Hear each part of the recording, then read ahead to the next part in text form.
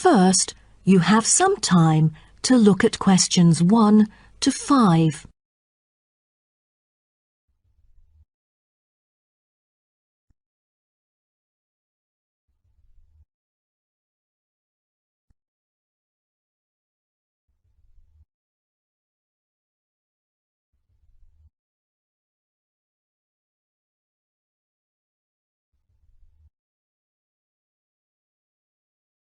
Excuse me? Yes? I was wondering if you could spare a few minutes to do a questionnaire on your residency here in the north. Could I ask what your job is? Are you a student? Actually, I'm going to continue my study in business management next month. But at the moment, I'm a salesman by profession. Oh, right. And how long have you been living here in the north? Well, I have been in this city since I was 3 years old, but my family and I had lived in the east for 7 years at first. Now I am 19, so I have spent about 9 years living here till now. Great. Which part of the northern area do you live in? I live in Spring Park. Have you heard of it? Yes, of course. So, what about your accommodation? Do you live in a house or a flat or something similar? I used to live with my family in a big house, and now I'm living in an apartment with 2 of my friends, who are my colleagues as well. Oh, right. And one more question. What means of transport will you take when you need to go somewhere? If it's not too far away, I'd prefer to go on foot or by bicycle. If there is a long way to go, I take the train or sometimes a cab. I rarely take buses because I think the most important things to keep in mind are time and comfort. Great. Thanks. Now listen and answer questions 6 to 10.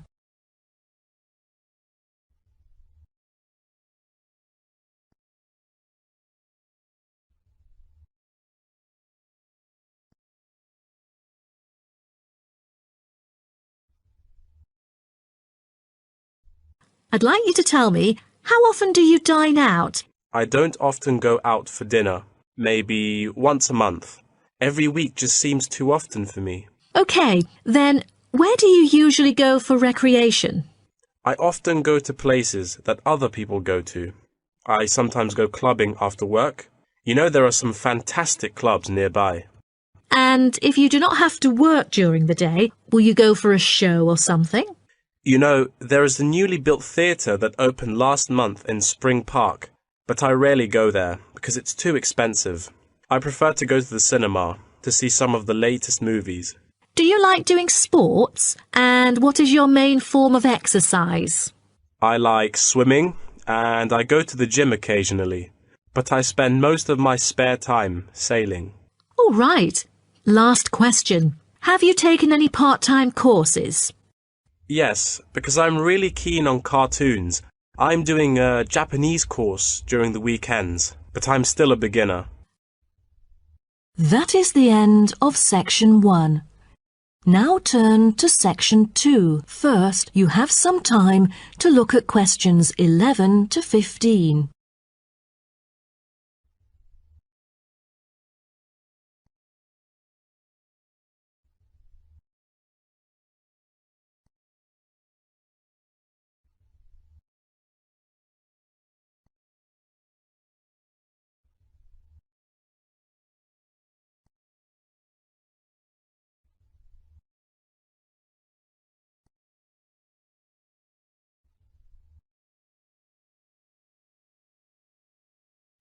Now, let me start by giving you some warnings on safety rules and regulations. Rule number 1. Always wear safety equipment. There is a litany of safety equipment that mining workers use for their protection, from helmets to safety glasses and gloves. It is essential that all workers wear the necessary safety equipment at all times. There have been countless stories of workers being saved by helmets, which are the hard hats that you can see on the shelf beside you. So, visitors wearing helmets is mandatory in the mining area, although you are free to take them off when you're in the mining museum and picnic area. You won't need to pay any deposit, though you should return them to the counter once you finish the visit. The helmets are offered in all sizes, so choose a suitable one. All right, Our mining community is currently being refurbished for some of the main area, so please make a note of that, and you'll know what to look out for. So, when you go in or out of the mine, please pay attention to the road, for it has just been repaired because of the rough surface and can be really slippery since it's still wet. The history and process of tin mining are complicated and involve a lot of special words, but here you will see how it was and still is done. After a short 5 to 10 minute walk, visitors can track round a numbered route with clear explanations. Most of the tour is in the open air, so nice weather helps. All areas are clearly posted with signs, but if you have problems travelling around or climbing up and down, you can turn to the staff here, and we are happy to help. If you're interested, Blue Hills Tin Stream is a working water-powered tin streaming mill that gives visitors a very clear idea of how difficult it is to get tin out of rock. I hope you'll enjoy the informative indoor presentation and this self-guided tour, but you have to bear one thing in mind, that smoking is forbidden throughout the whole community. Though you can take phones and of course use them, you'll also be surprised that there will be more than just one place to go in the mine. The underground tunnel is now being refurbished and only relevant workers can access it. But it will soon be all finished, and I believe it's a lovely place for you to explore around. Don't forget to wear protective clothing. It's mandatory. Now listen and answer questions 16 to 20.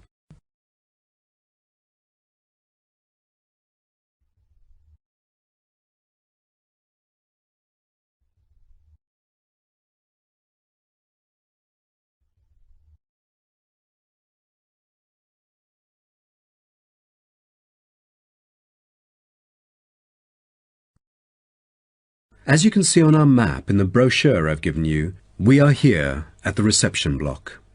We have a famous mill which is used for making and processing materials such as steel and coal. To visit it, just go straight ahead, north, along the path in front of you, and you'll find it at the end of the path. Now, towards the east, go along the path from our starting point. Turn left to the corner and then turn right. There is a car park at the east end of the lane. To the west, there is a museum. Past the shop, around the crossroads, and it is just located at the west end of the road. And by the way, the shop is specialized in selling a variety of ore-related souvenirs, including key rings, postcards, tin-made Lewis chessmen, and even Roman soldiers which are made from beautiful pyrite. If you are interested in the laboratory where scientific experiments, analyses and research are carried out, it is situated at the southern part of the park, opposite the shop. I bet you'll be happy to hear that this laboratory is also used for gold and crystal refinement, so don't miss this one for the sake of it. I assume by this time you'll all need some rest and refreshment. So we have an excellent cafe which caters for delicious food and beverages at the other side of the road next to the shop. Of course, if you want to spend some time in the fresh air, we have a perfect picnic area which is just right and northeast of the reception block. Further east there is a path leading to the northern part of the park, and at the end of it is the toilet. Now, That is the end of section 2. Now turn to section 3. First, you have some time to look at questions 21 to 27.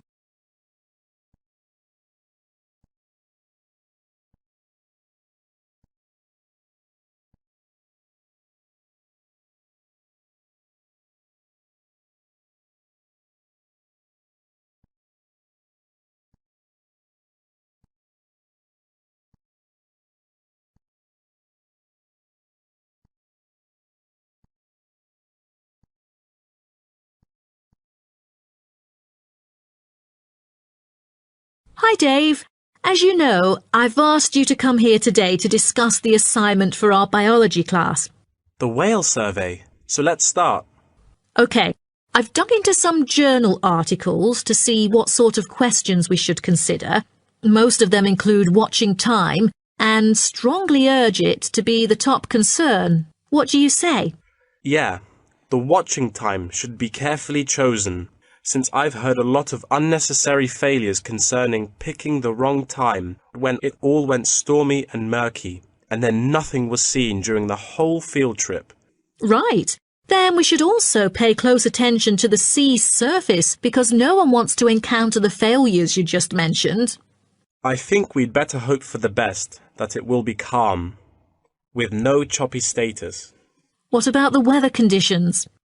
That definitely should be taken into account, as it correlates with all the former factors. Most important of all, as a sighting is made, position and environmental parameters are recorded on standardized sighting pro formats, including time, visibility, position of the ship, using a global positioning system, wind speed, and wind direction.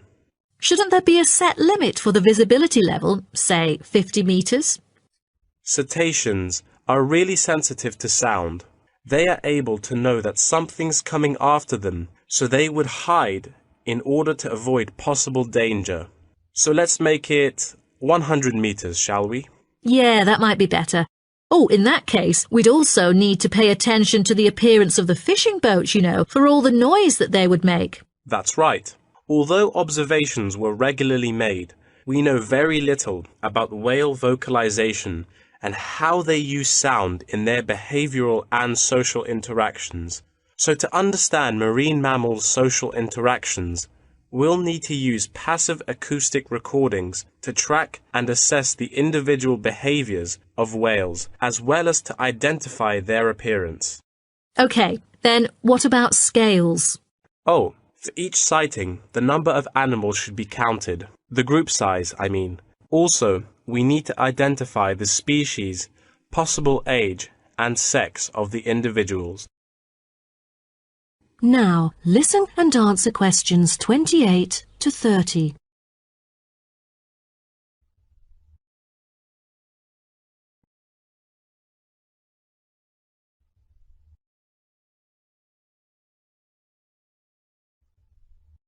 Speaking of identifying species, we need to find out the unique physical features of each whale. Let's start with the sperm whale. The sperm whale is the largest toothed whale, yet it's only a quarter of that of the blue whale. Its unique body is unlikely to be confused with any other species, and that distinctive shape comes from its very large, block-shaped head, which can be 1/4 to 1/3 of its length. The sperm whale's flukes are triangular and very thick. It has a series of little bumps on the back of its fluke instead of having a dorsal fin. The largest bump is called the hump by whalers and can be mistaken for a dorsal fin because of its shape and size. Then there is the northern right whale. Right whales have round bodies with arching rostrums, V-shaped blowholes, and dark grey or black skin. The most distinguishing feature of a right whale is the rough patches of skin on its head, which appear white due to parasitism by whale lice. It has no back fins at all. The blue whale's body can be various shades of bluish-grey dorsally and somewhat lighter underneath. It has a long, tapering body that appears stretched in comparison to the stockier build of other whales. The head is flat, U-shaped, and has a prominent ridge running from the blowhole to the top of its upper lip. Lastly are the minke whales. They are the second smallest baleen whale. The minke whale is black, grey or purple in colour. Common minke whales are distinguished from other whales by a white band they have on each flipper. Their long back and tiny dorsal fin, 2/3 of the way down their back, is quite distinctive. That is the end of section 3. Now turn to section 4. You have some time to look at questions 31 to 40.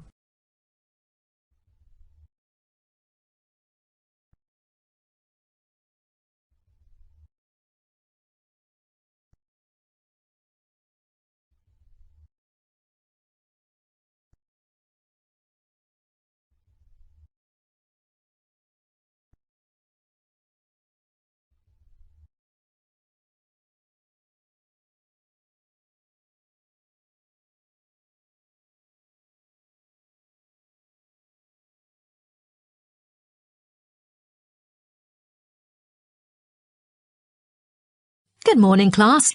In the last few lectures, I've talked about the history of technology in the business area. But today, I want to use Samuel Cunard as our case study, who was a shipping magnate that founded the Cunard Line. Now, Cunard was born in Canada. When he first left home, he was still a teenager. Then he came into a US company as a worker and learned how to sail there. During the War of 1812, Cunard volunteered for service in the 2nd Battalion of the Halifax Regiment Militia and rose to the rank of captain. He held many public offices, such as volunteer fireman and lighthouse commissioner, and maintained a reputation as not only a shrewd businessman, but also an honest and generous citizen. When he went to England, his friends cooperated with him, and together they coined a shipping company. The company had instant wealth and could deal with more than one cargo, for its major business was in North America and the Atlantic. From then onwards, Cunard became a highly successful entrepreneur in British shipping, and one of a group of 12 individuals who dominated the affairs of England.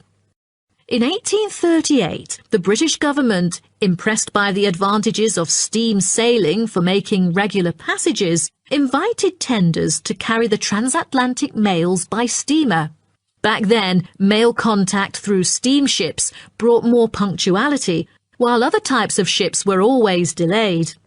The journey times were flexible, with a transatlantic crossing lasting for 6 weeks and with no fixed times of departure or arrival. So it was never known when the mail would arrive, or, since so many sailing ships foundered, whether it would arrive at all. What Cunard wanted, in line with the thrusting new technology of the Victorian age, was a maritime extension of the brand, new timetabled railways on land. Cunard's experience in steamship operation, with observations of the growing railway network in England, encouraged him to explore the creation of a transatlantic fleet of steamships, which would cross the ocean as regularly as trains crossed land, and that's why he went to the United Kingdom seeking investors in 1837. He set up a company with several other businessmen to bid for the rights to run a transatlantic mail service between the UK and North America for £55,000 annually for 10 years. The bid was successful. Almost at the same time, Cunard cooperated with an English businessman and established the British and North American Royal Mail Steam Packet Company, the ancestor of the Cunard Line.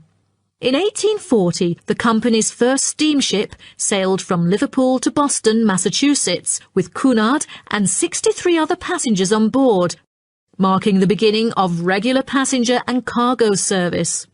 Establishing a long, unblemished reputation for speed and safety, Cunard's company made ocean liners a success in the face of many potential rivals who lost ships and fortunes. Cunard's ships proved successful, and he then opened many branches. But the high costs saddled Cunard with heavy debts by 1842, so some of them went bankrupt. But what Cunard needed then was a port. After a lot of consideration, he finally opted for Boston, because he was very familiar with this city where he had once worked it. Fortunately, by 1843, Cunard's ships were earning enough to pay off his debts and begin issuing modest but growing dividends. But the city did more than give Cunard silverware. Winters can be tough here in Boston. For example, in the year of 1844, one ship sank because of the winter freeze. The ship hit icebergs and caused a heavy loss to the company. Then, the board recommended the company to move to New York, and it was a huge success, and then became one of the biggest US shipping companies.